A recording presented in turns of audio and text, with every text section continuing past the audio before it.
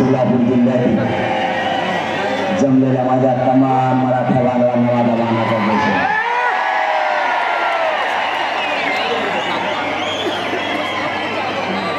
या सोलापूर जिल्ह्यातल्या मराठ्यांनी या राज्याला पुन्हा एकदा दाखवून दिलं आम्ही सुद्धा कोणाला कमी नाही.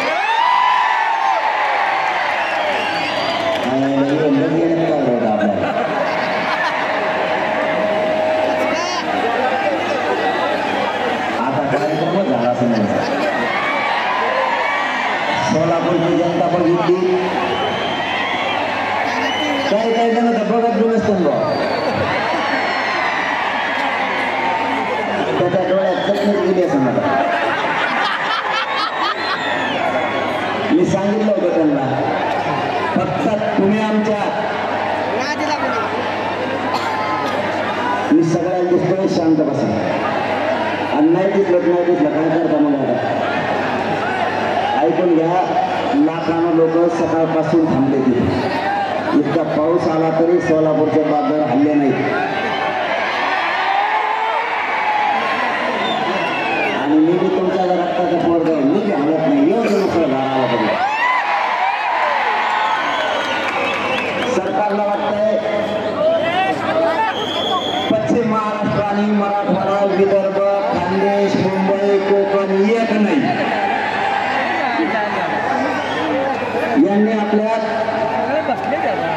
दुश्मनी असल्यासारखं पेरलंय. आपल्यात काहीच ऐका ना एक मिनिट ऐका ना नाही दिसलं तरी चालेल काय आणि त्याचं काय तिथं सोलापुरात साजामा ओळखावं तुम्हाला काय होईल दिसणार नाही. नका दिसून देऊ मग आवाज येतो छट दिल्ली बोल. पण हे टाकू देत जरा कोणाला सोलापूरची उसळलेली लाखानं गर्दी बघायला गर्दीत ना बघू त्यांना सोलापूरने कशी जिरली सगळ्याची म्हणून.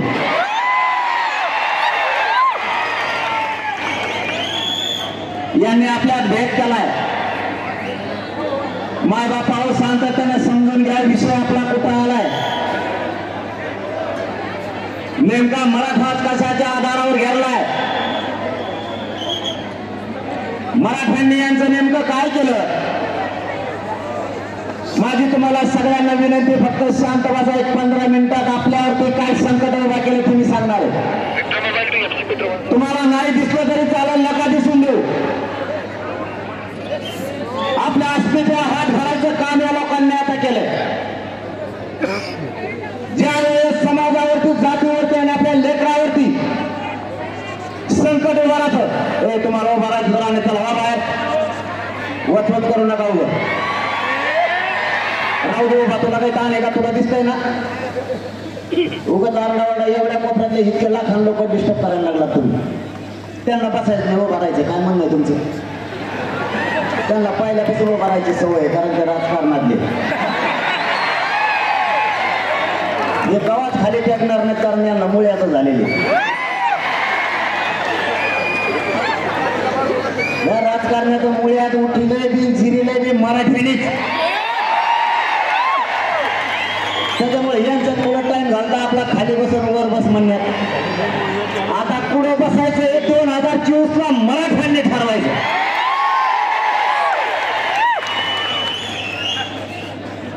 माझ्या मराठा समाज संकटात यांनी सापडला.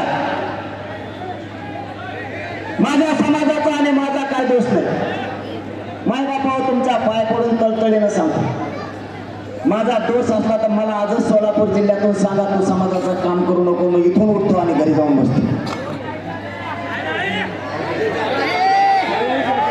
मी इमानदारीनं माझ्या समाजाची लढाई लढतो.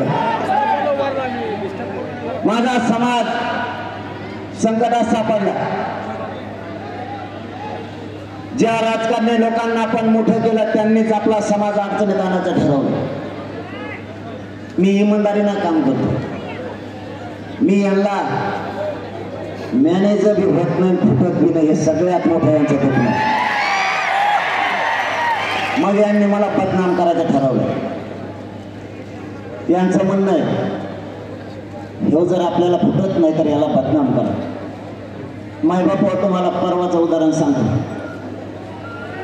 माझं स्वप्न आहे माझ्या मराठ्यांचे लेकर अधिकारी बनले पाहिजे.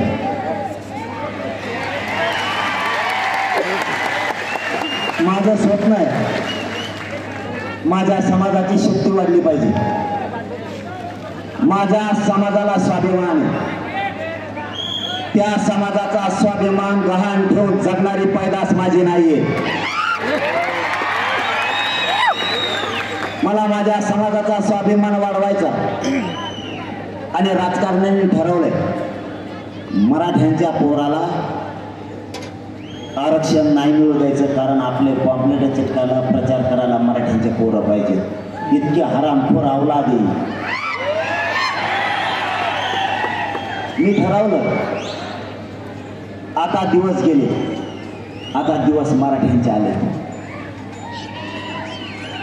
मराठ्यांना शक्तिशाली बनवायचं, मराठ्यांना ओबीसीतून आरक्षण मिळून द्यायचं. मग त्यांनी सुरू केलं. त्यांच्यात बसल्यावर हे पोट्ट म्हणले कुणाचंच ऐकत नाही, हे लईच खानदानी दिसतंय, हे जातवान मराठी दिसते, हे आपल्या पैशाला मोजीना पदाला मोजीना, आणि आपले 2-3 दादा आहेत त्या दादाला घेणे ना. मग एक काम करा, याला बदनाम करा. नसता याच्या विरोधात टोळ्या उभा करा. मग आता पहिली टोळी आयला मला एक मिळाला ना, मी इकडे बोलत होतो तुम्ही तिकडं कोणकडे बघा. असं म्हणजे मराठ्याचं समजा चारही बाजून लक्ष असतं बा. कोण तो भोगाच तिकडे टीव्ही लावलेली. मला मिळत लागला ते तिकडं कोणकडे भिताडाकडे बघत होते, कारण कोकणातलं एक जण सध्या भिताडाकडेच बघत होते.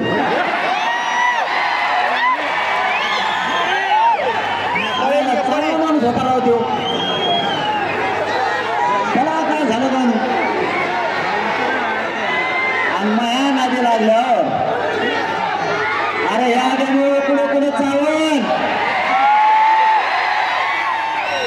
मग बस खालीच सगळ्या दुनियात.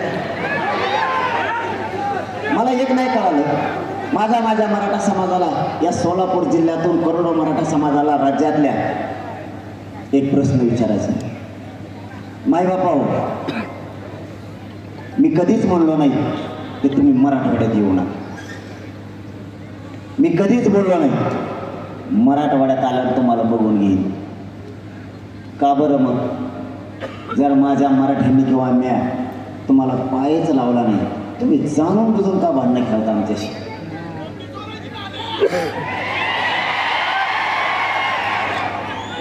मी जर माझा समाजाचा लढा, माझं रक्त जाळून इमानदारीला लढत असलो, तुम्हाला अडचण काय? त्यांनी अडचण सांगून टाकली. मी तुम्हाला ते सांगतो, तुमच्या जर ध्यानात नसली राहिली तर. त्यांनी सांगितलं मी मराठवाड्याचा तो काय करतो बघून घेतो. एक तर मी बोलिलच नाही आणि आला तरी तो मग काहीच बघू शकत नाही, कारण मी कपडे घातलेले असते तो काय बघतो.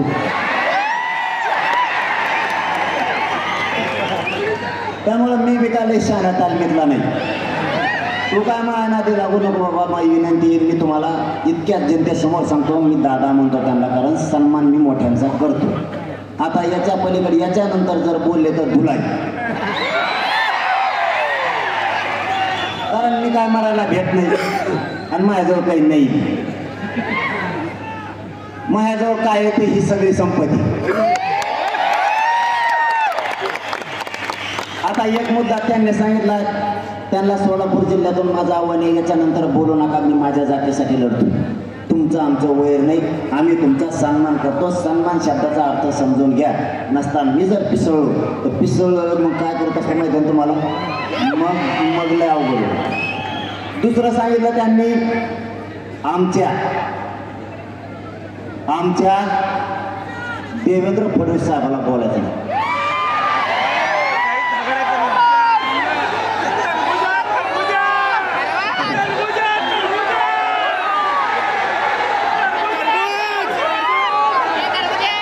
तुमचा कसं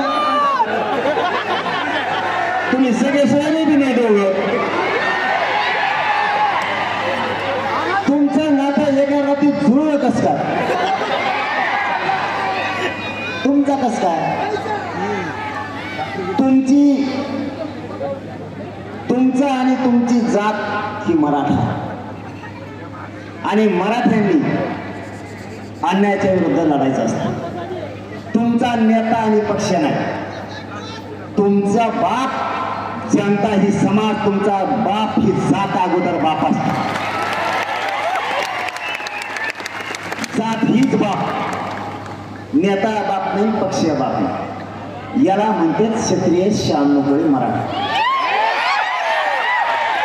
आता 96 कोळीची आमची अडाण्यांची मी अडाणी बरं का मला काही कळत नाही बरेच जण म्हणतात ही चौथी नापाशी पण कसं काय मुंडकर पाहिजे भागरीला तुम्हाला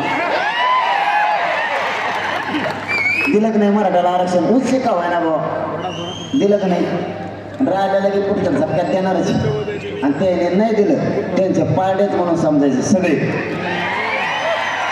एकदा मोकळा म्हणून सांग बरं पाडायचे करे सगळे बदलणार नंदन नाहीत ना डबल बघू मग 29 तारखेला या अंतरवालीला सगळे बघू काय करायचं ते पाडायचे का उभा करायचे निवडून मी द्यावं लागतं बरं का त्याने आपल्याच गरीबाचे 5-50 100 अरे आपला हक्काचं कोणी नाही रे तिथं म्हणलाय तिथं छगन भुजबळ आहे ते 15 दिवस झालं पुढे गेलं का मग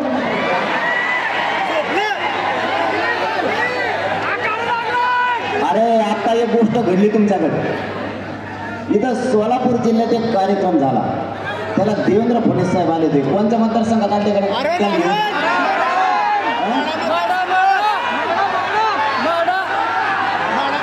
छगन भुजबळला जेव्हा नेता जिथं घेऊन जाईल त्या मतदारसंघातला माणूस पाडायचा छगन भुजबळला जेव्हा नेता प्रचाराला नाही त्या पक्षाचाच कार्यक्रम लावायचा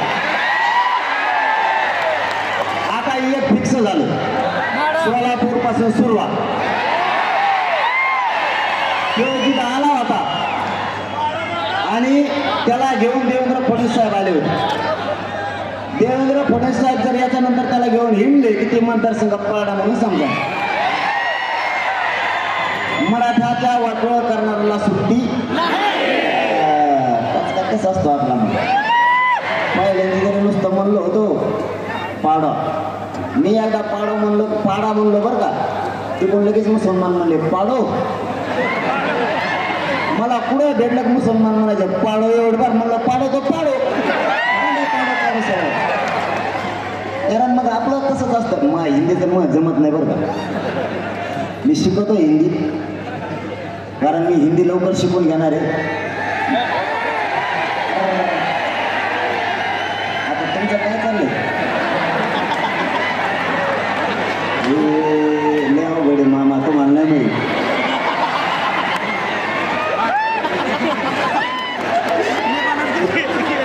एकदा तरी पाडा म्हणलो पण आता नावच घेऊन कार्यक्रम लावायचा बघू बरं कोणाची शक्ती किती आता या बारीने मराठ्यांना खेटल्यावर काय होतं एकदा बघूचा मी प्रामाणिकपणानं माझ्या समाजाचं मी इमानदारीनं काम करतो मी कोणाचं काही घेत नाही मी ना कोणाचे पैसे घेत नाही ना कोणाचे पद घेत नाही माझ्या समाजाची चटणी भाकरी खाऊन उपाशी तापाशी राहून आमचं रक्त जाळून माझ्या समाजासाठी आम्ही लढतो तुम्हाला अडचण काय तुम्हाला आम्ही कधी काही मागितलं नाही आम्ही तुमच्या दारात आलो नाही आमच्या लेकराच्या हक्कासाठी माझा समाज तळतळ करतोय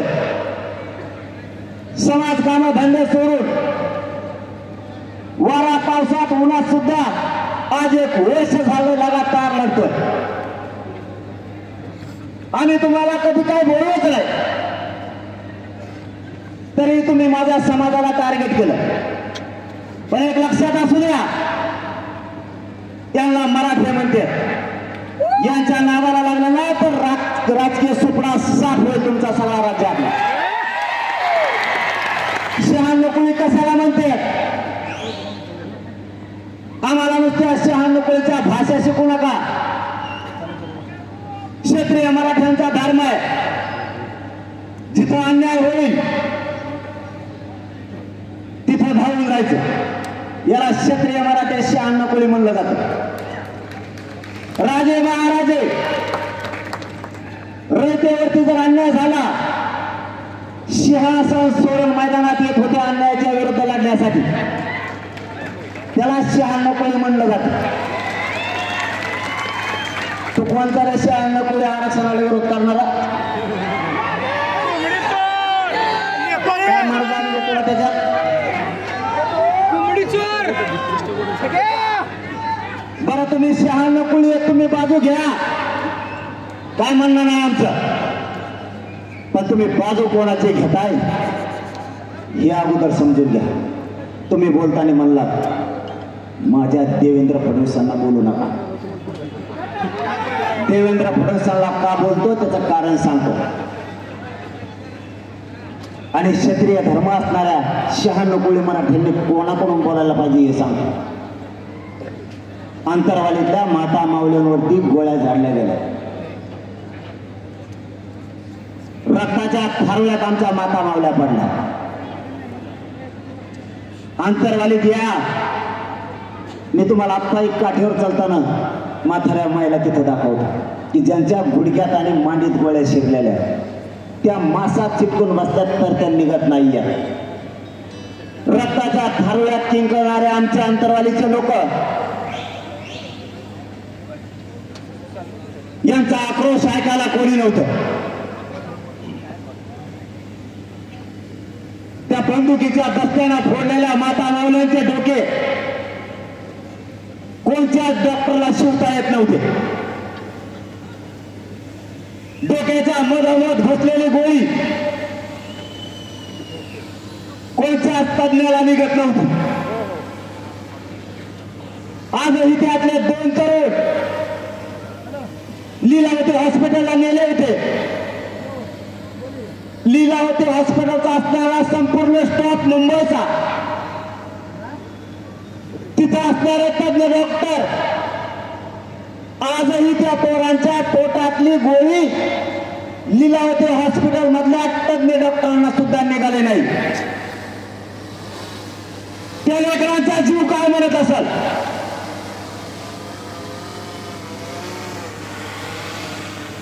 ज्यावेळेस तिथं अन्याय घडला गेला, प्राणघातक हल्ला झाला,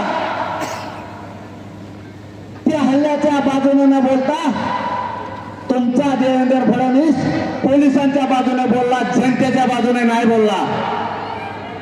आज तुम्ही म्हणताय आमच्या देवेंद्र फडणवीसांना बोलू नका. 96 कोणी स्वतःला जर म्हणून घेणार असाल तर सामान्य जनतेच्या बाजूला बोलायचं शिका. अत्याचारी आणि अन्यायी देवेंद्र फडणवीसांच्या बाजूने बोलायचा बंद करा.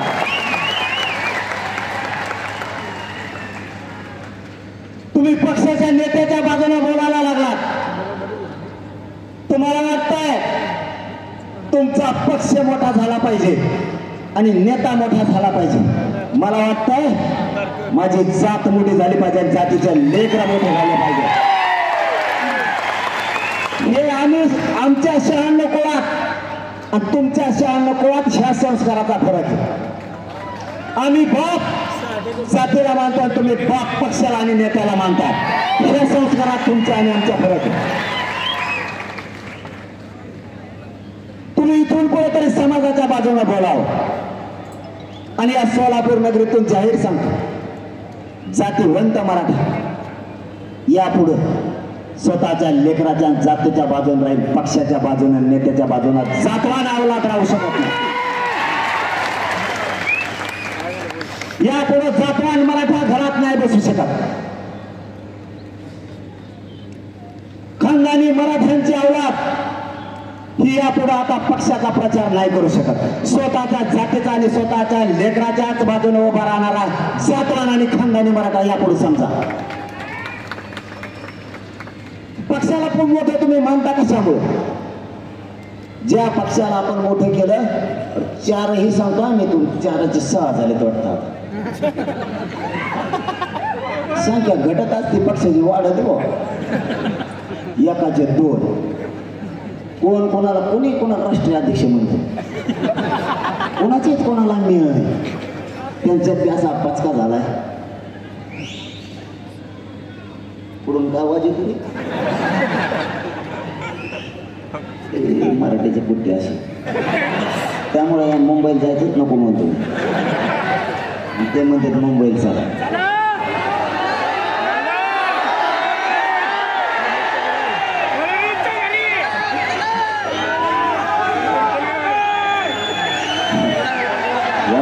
ठरलं तर अवघडच होईल.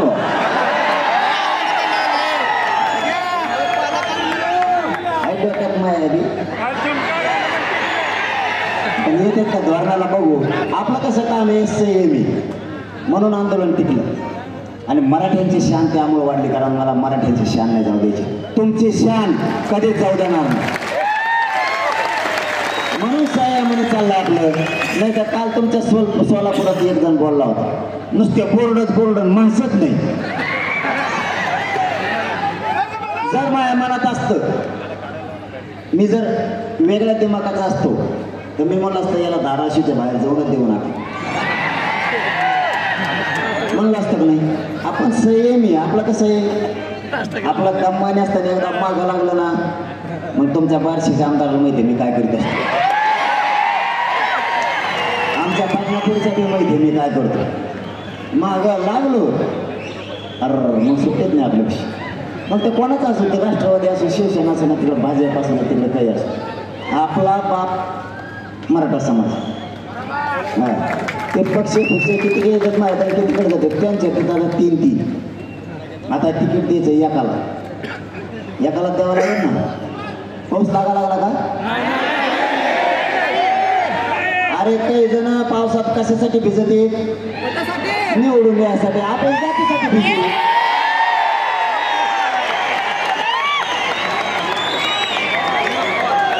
मग स्वार्थ कसं दे, मग जात मोठी करणार. त्यांचा स्वार्थ कसं दे, किती येते बोधारे एकदा येणारच नाही. काय म्हणतो पावसात वीज नाही तर उन्हात झोप. आता मराठ्या काहीच जेवण देत नसत कोणाच.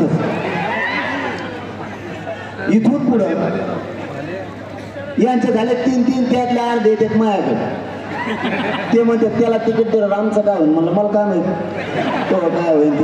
ते म्हणतात मग जाऊ दे, ते जर निवडून आलं ना 5 वर्ष आम्हाला वाट बघायला लागेल. त्याच्यापेक्षा तुम्ही दिलेला निवडून आणतो, त्याला पडित होतो झालं. त्यांचं चुकलंय. तिकडे वाटायच्या आधीच आपलं साधलं. मग आपला गरीब माणूस द्यायचा. पण एक सांगतो, हा एकच द्या. हा एकच द्या. आपल्या एका गाडीत 8 उमेदवार आहे. एका गाडीत 8. फक्त ड्रायव्हर आणि चला चला बसा गाडीत म्हणणारे हे 2च नाहीत फक्त उमेदवार, नाही तर सगळे गाडीतले उमेदवार आहे. कारण माझ्याकडे एक जण आलता, तो म्हणला एवढे बार माझ्यावर देण मी पक्का निवडून येणार. म्हणलं आमचं 29 तारखेला ठरणार आहे, नंतर सांगू. ठीक आहे म्हणला. ते गेलं, नुसतं गाडीत बसलं. 2-4 जण माघारी आले. ते म्हणले मग यापर्यंत देण वापर का मी येऊ शकतो. त्याच्याच गाडीतली. तेव्हा मला त्याच्या गाडीत आज तुम्ही बसून याचा अर्थ का त्याच्या मागा नाही मी. म्हणजे बघा नमुने मराठीचे एक द्या एक. तुम्हाला जर मराठ्यांची शान वाढवायची असली, मराठ्यांची शान जाऊ द्यायची नसली, मराठ्यांची शक्ती वाढवायची असली आणि मराठ्यांचे पोर आणि जात जर प्रबळ पॉवरची बनवायची असली तर उमेदवार एक देण्याच्या ताकदीने निवडून आणा. आणि जर समाजाने एक दिला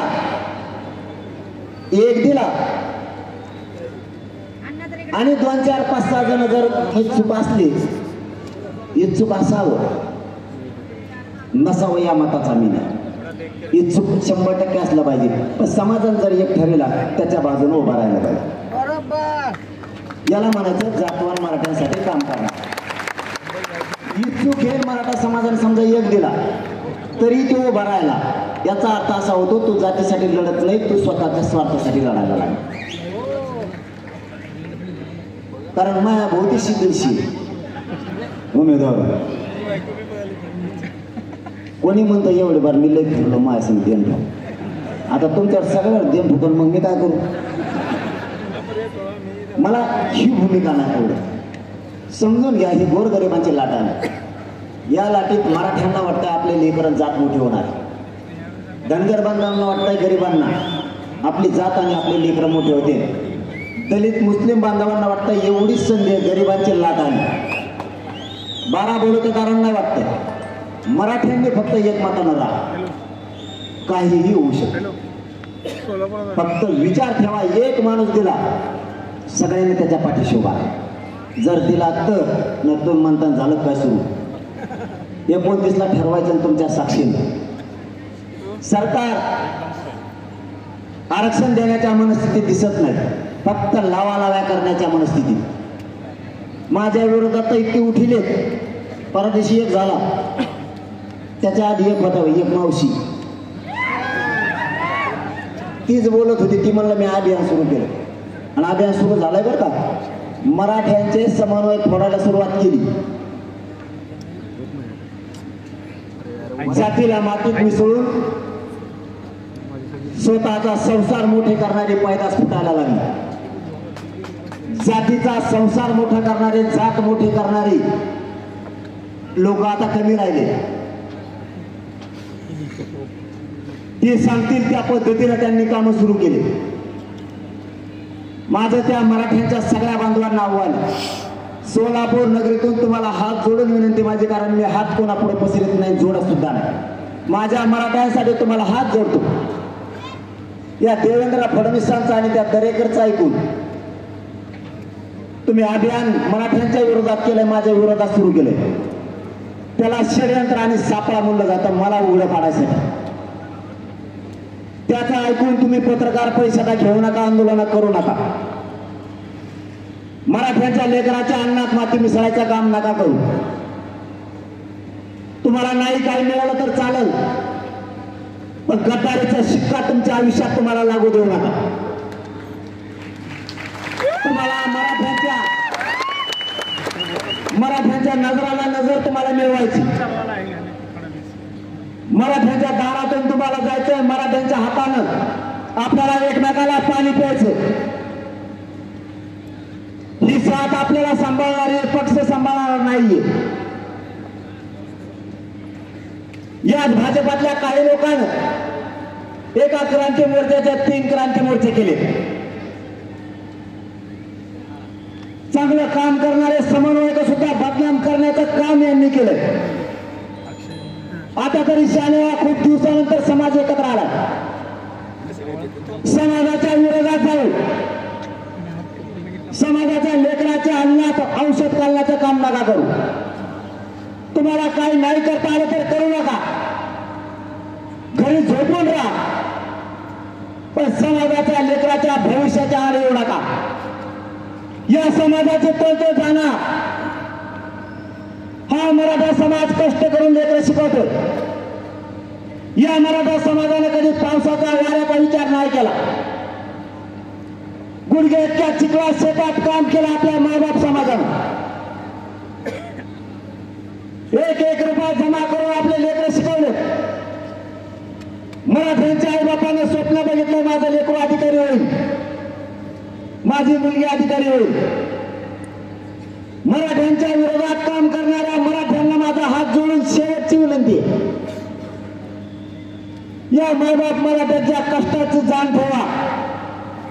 वेळ पडली तर या मायबाप मराठ्यांनी स्वतःची जमीन विकली पण लेकरं शिकवलं. ऊस तोडलाय, या मराठा समाजाने हमाली केली. या मराठा समाजाने लेकरं शिकवण्यासाठी रात्रंदिवस रिक्षा चालवला. ट्रकवर ड्रायव्हर म्हणून राहिलाय, ट्रॅक्टर लोकांचा ड्रायव्हर म्हणून माझा मराठा समाज राहिला, पण मुलं शिकवले. आजही शहराच्या ठिकाणी माझा मराठा समाज वॉचमॅन म्हणून लोकांच्या बंगल्यासमोर काम करतो. आलेल्या पगारातून लेकरं शिकवतो. शहरातल्या मराठ्यांना काही काही घरदार राहायला नाहीये. बाराच्या खोलीत राहून आपली मुलगा आपली मुलगी शिकवायला लागला. मराठ्यांनी गावाकडचे घर विकले, मुलाच्या शिक्षणाला फी भरली आणि त्या मुलाच्या आईबाप दोघं शहरात राहून मोलमजुरी करायला लागलेत. लोकांचे भांडे घासायची वेळ त्यांच्यावरती आली. मराठ्यांच्या विरोधात काम करणाऱ्या मराठ्यांच्या लोकांनी शहाणं व्हावं. मी शेवटचं तुमच्याला शेवटी पायाला हात लावून सांगतो, माझ्या समाजाची तळमळ व्हायला जाऊ देऊ नका. तुम्हाला काही आमिष दाखवलं असेल, तुम्हाला काही पद देऊ म्हणले असतील, त्या पदासाठी त्या पैशासाठी माझ्या मराठ्यांच्या मानेवर कुऱ्हाडीचा वार नका करू. माझ्या मराठ्यांना आता अन्याय सहन होत नाहीये. 1% हुकलेल्या लेकराचं रडणं तो बघत नाहीये. 1% हुकलेल्या लेकराची काय परिस्थिती होती त्या बापाला आणि त्या विद्यार्थ्यांना विचारा. नकारे माझ्या मराठ्यांच्या विरोधात जाऊ. माझ्या मराठ्यांनी खूप लोकांना सांभाळले आणि ज्यांना माझ्या मराठ्यांनी सांभाळले ते बेमान झालेत माझ्या मराठ्यांशी. तुम्ही आमच्या रक्ताने असायचे, माझ्या मराठ्यांशी बेमान नका हो. या देवेंद्र फडणवीस यांच्या माध्यमातून या दरेकरांना अभियान सुरू केले. त्या अभियानात सामील मोगम आंदोलन नका करू. मराठ्यांना आरक्षण 100% विषदून मिळतं, फक्त तुम्ही दम धरा.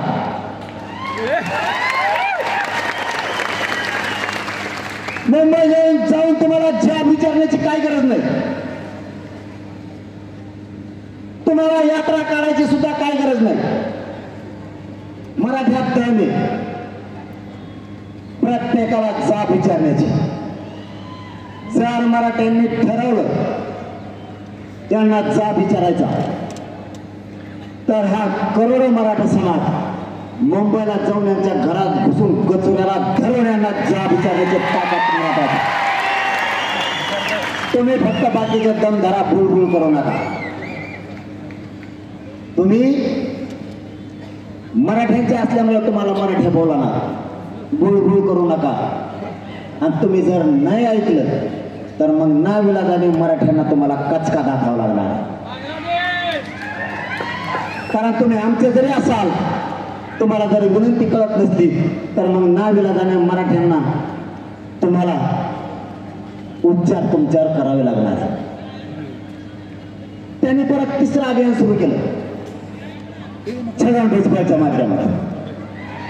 ते सगळं येड्या दुन्याचं, सगळ्या दुन्याचं, पागल टोपऱ्याचं त्याला समितीचा अध्यक्ष केलंय. माहीत झालं तुम्हाला? अरे त्याला समितीचा अध्यक्ष केलंय, तुम्हाला माहीत झालं का? नाही.